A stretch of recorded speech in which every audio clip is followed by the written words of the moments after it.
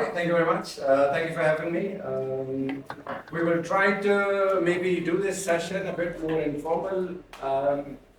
I have, although prepared a quick slide deck for all of you to go through it, but eventually, as we all know, this is organized from the Public Speaking and Literary Club. So this would more towards the format of public speaking, as this is an opening conversation. So we will try to see how the flow goes. Although I have a slide deck, but we will get into the discussion when things goes on over the period of time. Roughly, we want to keep it around 20 to 30 minutes, and we will open up questions and answers at the end of the session. So, if you have any questions, please write it down. We will try to indulge to all those questions at the end. Now, formally speaking, in this session, we will try to at least answer 3 very underlying questions. The reason why you're here. First question that we would want to answer is what creates real influence when it comes to public speaking? How does words change mind? And on top of everything else, what do people say yes to? And in this session today, we will try to unfold it with 4 different objectives. So by the end of this session, you will be somehow a bit more self-aware as to what it takes to persuade people. You will learn how to build more credibility. Thirdly, we will understand the importance of emotional intelligence. And as the 4th important objective, how you can create impact when it comes to public speaking. Public speaking, as you know, is both art and science. We've been covering the science part with your mentor, and you would have been discussing it in your classrooms as well. Today we will try to cover a little bit of the art part. Before I go on and explain to you, I think the more important question is, why me, and why do you have to listen to me when it comes to public speaking? Well, I want to start with a really nice story of how the public speaking started with me. I remember back when I was in 9th or 10th grade, and I had to do a public speaking speech. My teacher wrote me a speech, said, Mohsin, you're going to present it. And it was, I remember it was on 14th of August, and we have to talk about how great things Pakistan is doing. 5-minute speech, trust me, I crammed it all. From beginning to the very end, सब चीज पे जैसे हम लोग करते हैं, पूरा रट्टा मार दिया था, ये speech किधर ही रहा? I crammed it all up. I still remember the day. मतलब सारी speech मुझे याद थी. I still remember I was supposed to start with a poem. We are happy, as are you, rejoice, enjoy, thanks are due, Mr. President. घटना थी दी speech ते मां विंदम ऐं तबाही थी. I walked up to the rostrum. और वो जो मेरे पास स्पेस था स्पीच का, I put it on the rostrum. यहाँ मध्य रेठो. Roughly 200 के करीब क्राउड था स्कूल और कॉलेज के अंदर.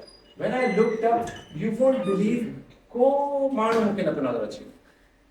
It was somehow blurred and pitch dark. But I looked up and I see no one. I couldn't understand what's happening with me. छात्रों ये सभी स्पीच याद वो मानो ही ना तो नजर अच्छे स्पीच ता is the second part. I somehow found my younger sister in the crowd. Maybe she was staying there, and I saw she was I locked my eyes onto my sister. And she was like, hello, Tika. I found a familiar face in the crowd, locked my eyes. Teachers ने बताया था नहीं speech के दौरान you have to maintain eye contact, सबको देखें, नजर अच्छे तो देखें. So I locked it on my sister. Hello, step 1 थियो. आने माँ, my teachers told me when you go to the stage, what do you do? You take a deep breath and you start. I took a deep breath. Nothing came out. I knew I have to start with happy as are you. I wanted to say happy. But the only word that came out of my mouth was, all of a sudden, I could see my heart pounding out. Then dhadkan diya, of course. Dhadkan is a different story. This feeling I never had. Literally, I could see him bahar nikli. Dum, dum, dum. And all of this is happening in seconds. The moment I hear you, dum, dum, dum. And for you, I could still feel it. Hey, mana, this picture maybe is not the true depiction. Mana, literally, oh,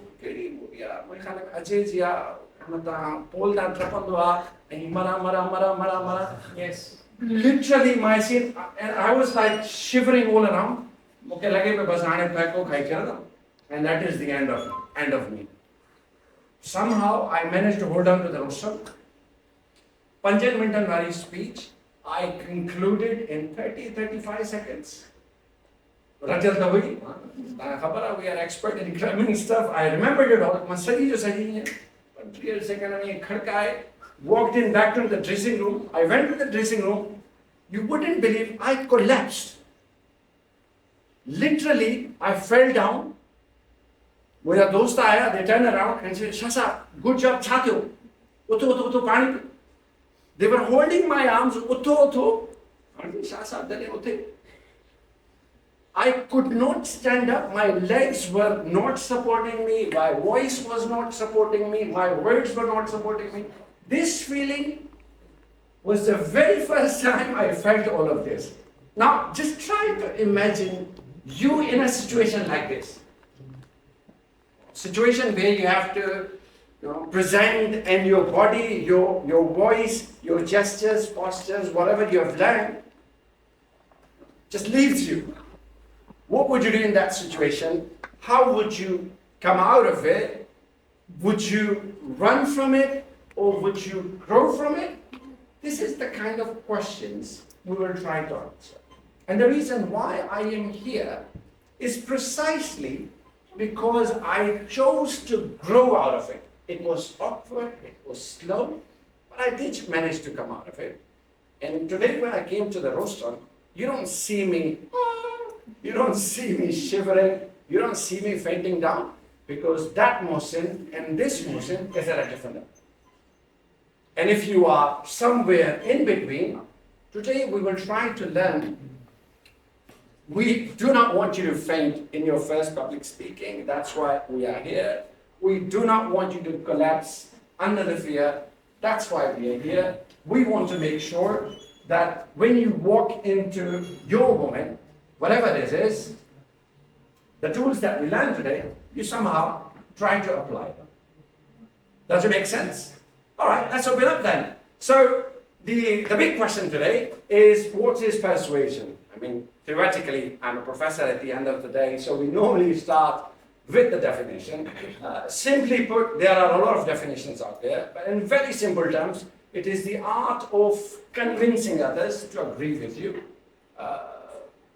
Either it's by inducing them, convincing them, motivating them, and some of us may also use the word by manipulating them. Trust me, whatever the words we are using, but the objective here is to make sure other parties says yes. Who needs persuasion? Is it something that is relevant to you? Of course, yes. Almost everybody who is out there needs to persuade. Even from the little kid who needs to persuade for a candy, or a CEO or an entrepreneur who have to persuade for funding. It's relevant to you. You need persuasion at all different levels. As a teachers, we need persuasion on all different levels. And the reason why we want you to equip these skills, because at the end of the day, you will be hunting for jobs.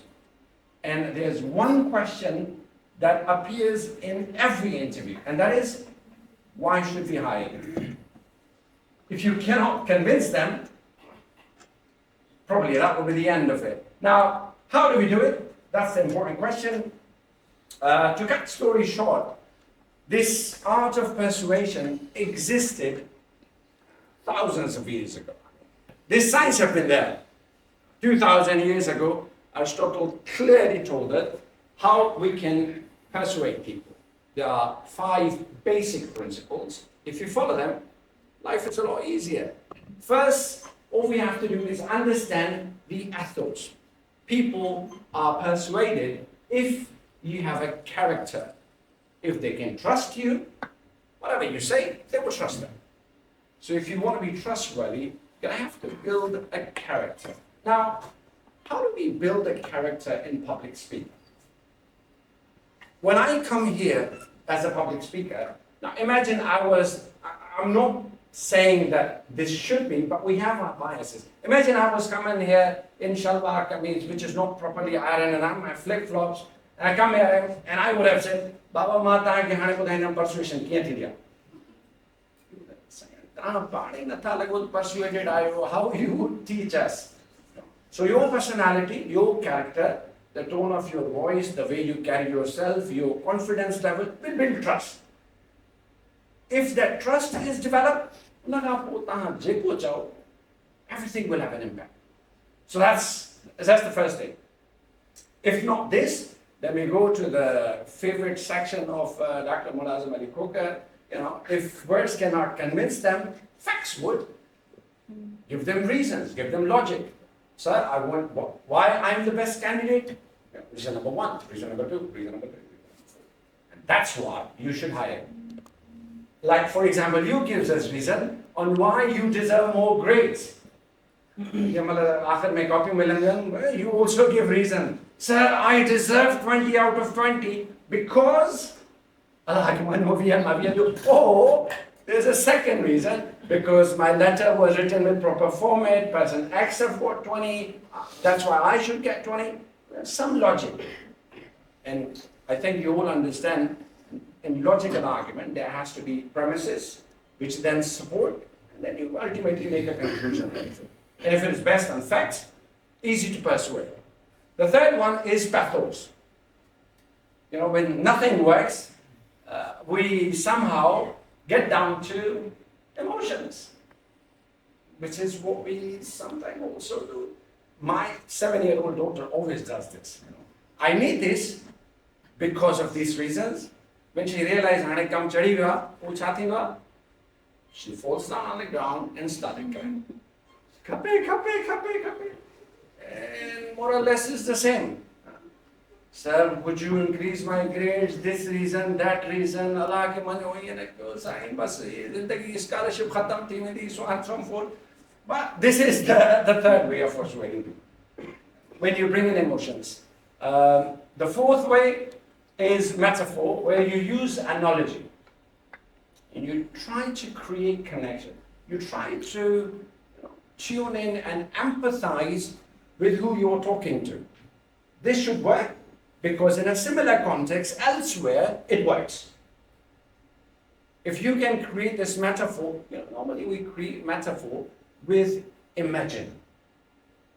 That's exactly what I did in the beginning of the class. When we started this talk, I told you, I have been into a situation where you might be. That's why I'm the right guy to discuss this. If I would have just started, PhD I've been to 30 plus countries. At this age, it's not like that. I started with exactly what I just told you. It was a gradual process. So by building this connection, maybe you can persuade people. And finally, I think this is something which Aristotle has been crying for 2,000 years. If you want to convince people, keep it short and simple. When you try to say too much, it loses its charm. Because the more you say, the more chances are you will say something wrong. And you may have noticed when you're trying to persuade someone, you see things are working, but and they decided not to do it. It's because you kept on talking, you reached to a point where you somehow end up making them angry. You somehow end up making them pissed off at what you were saying. And it didn't. 5 simple principles on how you can convince other people. This is not new. We knew this 2000 years ago. There's a short video, I don't know if we have audio in this class, but see if we have it. I would want you to watch it. Let's see if that works. No audio. Set out to answer exactly that question over 2,000 years ago with a treatise on rhetoric. Rhetoric, according to Aristotle, is the art of seeing the available means of persuasion. And today we apply it to any form of communication. Aristotle focused on oration, though, and he described 3 types of persuasive speech. Forensic or judicial rhetoric establishes facts and judgments about the past, similar to detectives at a crime scene. Epidictic or demonstrative rhetoric makes a proclamation about the present situation, as in wedding speeches. But the way to accomplish change is through deliberative rhetoric, or symboleticon. Rather than the past or the present, deliberative rhetoric focuses on the future. It's the rhetoric of politicians debating a new law by imagining what effect it might have. Like when Ronald Reagan warned that the introduction of Medicare would lead to a socialist future spent telling our children and our children's children what it once was like in America when men were free. But it's also the rhetoric of activists urging change, such as Martin Luther King Jr.'s dream that his children will one day live in a nation where they will not be judged by the color of their skin, but by the content of their character. In both cases, the speakers present their audience with a possible future and try to enlist their help in avoiding or achieving it. But what makes for good deliberative rhetoric besides the future tense? According to Aristotle, there are 3 persuasive appeals: ethos, logos, and pathos. Ethos is how you convince an audience of your credibility. Winston Churchill began his 1941 address to the US Congress by declaring, "I have been in full harmony all my life with the tides which have flowed on both sides of the Atlantic against privilege and monopoly," thus highlighting his virtue as someone committed to democracy. Much earlier, in his defense of the poet Archias, Roman consul Cicero appealed to his own practical wisdom and expertise as a politician. Drawn from my study of the liberal sciences and from that careful training to which I admit that at no part of my life I have ever been disinclined. And finally, you can demonstrate disinterest, or that you're not motivated by personal gain. Logos is the use of logic and reason. This method can employ rhetorical devices such as analogies, examples, and citations of research or statistics. But it's not just facts and figures. It's also the structure and content of the speech itself. The point is to use factual knowledge to convince the audience, as in Sojourner Truth's argument for women's rights. I have as much muscle as any man, and can do as much work as any man. I have plowed and reaped and husked and chopped and mowed, and can any man do more than that? Unfortunately, speakers can also manipulate people with false information that the audience thinks is true, such as the debunked but still widely believed claim that vaccines cause autism. And finally, pathos appeals to emotion, and in our age of mass media, it's often the most effective mode. Pathos is neither inherently good nor bad, but it may be irrational and unpredictable. It can just as easily rally people for peace as incite them to war. Most advertising, from beauty products that promise to relieve our physical insecurities to cars that make us feel powerful, relies on pathos. Aristotle's rhetorical appeals still remain powerful tools today, but deciding which of them to use is a matter of knowing your audience and purpose, as well as the right place and time. And perhaps just as important is being able to notice when these same methods of persuasion are being used on you. All right, so 5 methods that we have so far understood. If you want to persuade people, ethos, logos, pathos, metaphor, and brevity. This is 2,000 years of wisdom in 5 minutes for you. Now, if you don't like this method, well, there's another technique, which you may often have seen in news. I call it the Trump and the Gandhi way. Trump way is when you try to influence people with personalized power. I want you to do this. Here's how I see things. Or you can take a more Gandhi approach and try to influence people. You know, we need to do this because it is in a greater good. We need to do this because it will not just benefit you and me, This will benefit the whole community. That's why we need to do this. But the Gandhi and the Trump approach only works if you can develop excellent communication skills. Now, what do I mean by communication skills? Simply put, I want you to make sure that when you talk, you somehow fine-tune the way you talk based on who you are talking to. When I'm presenting to students, of course, the way I present is different. The way I present to scholars, it will be completely different. When I'm speaking at a professional gathering, my style, my tone will be different. When I'm speaking at a gathering inside my home, the tone would be different, the choice of words would be different. What I'm trying to say is that your audience have different frequencies. You know those old-time radios? I don't know if you still have those radios in your car, where you try to fine-tune, and FM 106.2, you just find in that tune, and that's how it works. So we as individuals have at least 4 different styles. There's one type of people, we call them the analytical type. People who love facts, who would want to know how things have developed. If you want to convince them, how would you do it? Very simple. Prepare details, give them facts, because that's what they love. Second type is the amiable type. They don't like facts. They are more interested in you, in who is saying rather than what is being said. And how do we convince them? Well, simply create a person interaction, build character. If they trust you, they will trust whatever they say. And for some good reasons or bad, there's this third type, which I call the driver type. And what do? Well, they don't want to listen to whatever you have to say. They just want to make sure at the end, the conclusion is exactly what they want things to be. How do you convince a guy who is that much stubborn and would never listen to you? We found a way out. Simply, what we do is we give them options to choose from. Instead of going to them with one option, we say, hey, here are these 3 options, and the way you present them is in the order of relatively less evil options. So they might end up choosing what you want them to choose to begin with.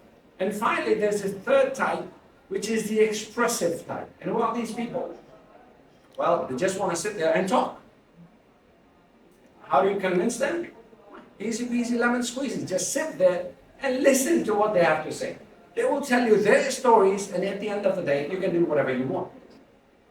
These are just 4 types. Now, you might find all these 4 styles in one individual, or there might be 4 individuals. There could be more styles than this, but at least this gives an idea that everybody have a different style.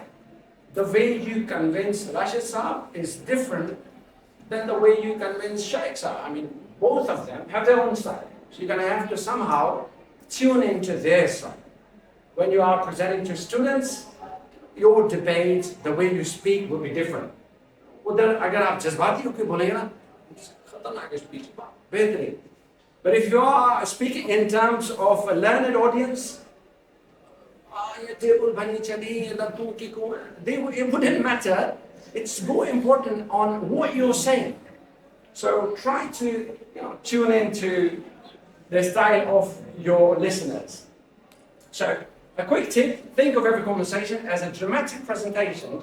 You do not excite people by giving them factual answers. It's much more than what meets the eye. There's a third technique in simple psychology. We call it foot in the door. And there's a 1-minute video which would completely explain what do I mean by this. Let's have a quick look at it.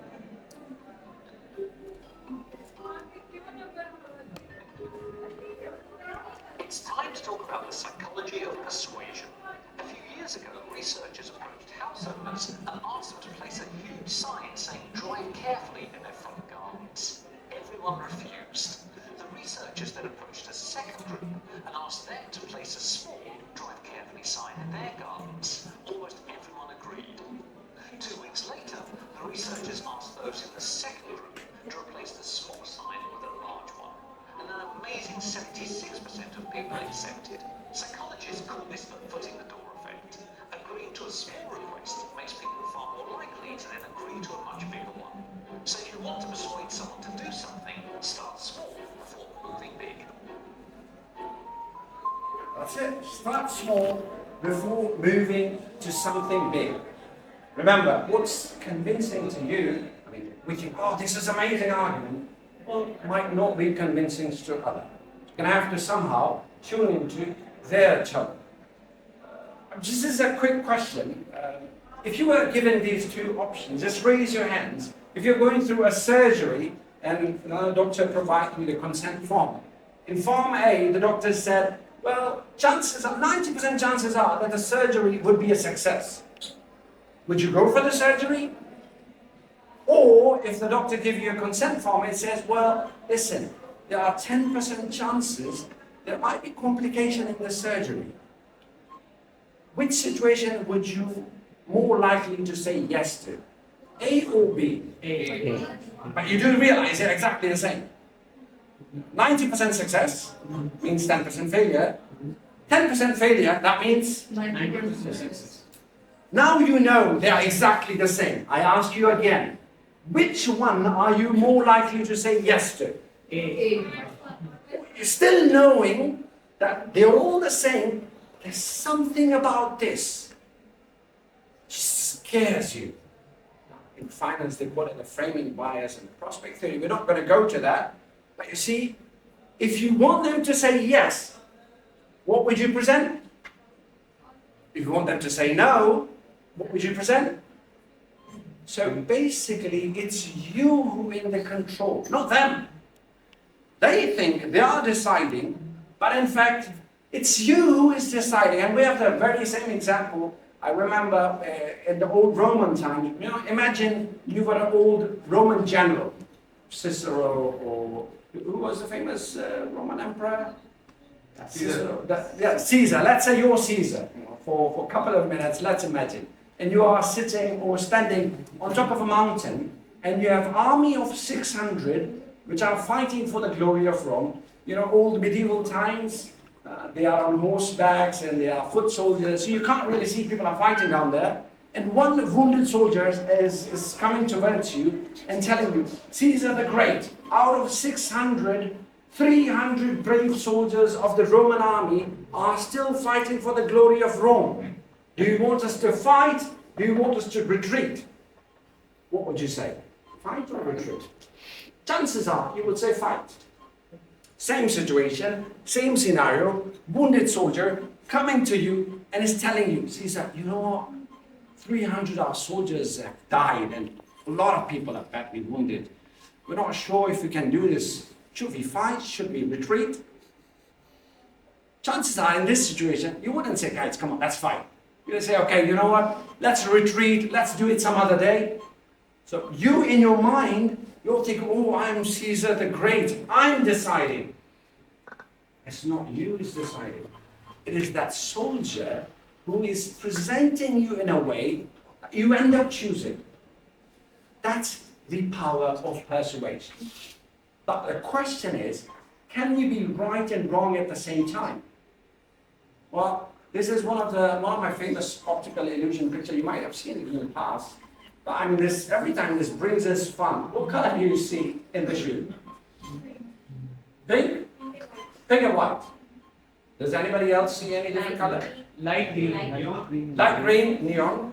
Which is we only know black, white, and grey, but we get neon and. All right. Those of you who think this is grey and this is neon greenish, raise your hand. 1, 2, 3, 4, 5, 6, 7, 8, 9, 10, 11, 12, 13, 14, 15 people, 16, 17 think this is grey. And those who think this is pink and white, 1, 2, 3, 4, 5, 6, 7, 9, 10, 11, 12, 13, 14, 15. Okay. Equal number of people who think this is grey and green, equal number of things who think this is pink and white. Those of you who think pink and white, because I see grey and green. This is pink. Yes, sir. And this is white. Yes. This is white. This is white. Would you swear this is white? Those who think this is green, would you swear this is green? Yes. You would swear this is green, right? This This is green. This is green. This is green. They think this is pink. This is pink, yeah? What color is this? Like green. Green. Pink Katya. That's pink. That's pink. Because I'm going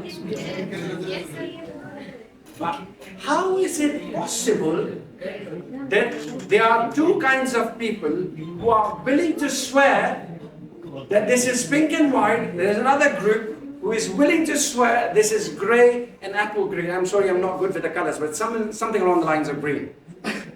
Is it possible that two people could be right at the same time? Yes. Well, it's obviously. The point which I'm trying to make here, I'm not judging you but who is right, who is wrong. The point which I'm trying to make is that as a human being, we all have our biases. There are things we like, there are things we don't like. When I speak with this English accent, there is a group of people who like the way I speak. You know, they say, oh, this is good accent. You have improved your English, this is really nice. There's a group of people who hate me for talking like this. And why do they hate me? Colonial mindset, gulam thi gaya, Sindhi galayo, asanji madri zabana galayo, you watch it already English, you asanji accent in their choice. But if I speak in front of them, whatever I say, they wouldn't like it because they don't like the way I talk. There's another group of people who would love it because they love the way I talk. Again, the point which I'm trying to make, when you are speaking in public, you need to figure out what's convincing to them, not what's convincing to you. So if I have to put forward takeaways, there are two things I want you to take away from this class. And I love this, the first one. You know, this is from a favorite book, The Art of War. I don't know if you've read it or not. Sun Tzu had a very famous saying. He said, if you know yourself and you know your enemy, you are destined to win 1,000 battles. So if you want to learn this art of persuasion, I want you to start from within. Understand what you're good at, what you're not good at, what are your limitations. If you can somehow bring your head around it, life would be a lot easier. Your biggest enemy is not somebody on the other side. Who's your biggest enemy? You. Your fear. And what is the best way to beat your enemy? Well, to know your enemy, all you have to do, you must become your enemy. On day one, I realized when I go to stage, I will die. So I realized this should never happen to me again. And I slowly, gradually improved. We cannot help you if you're not ready to help yourself. Well, that's lesson number one.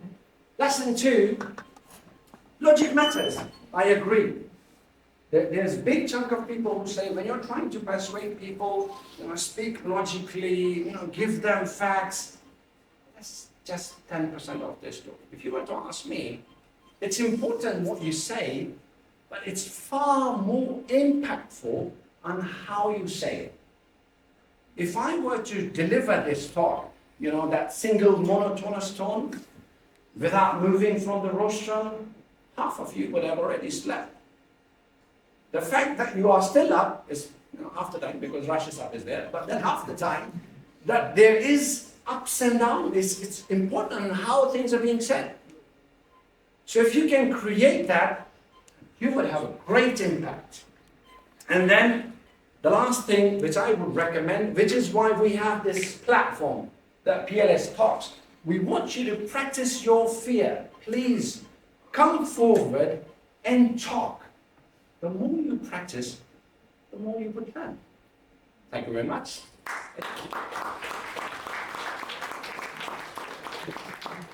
All right, I don't know how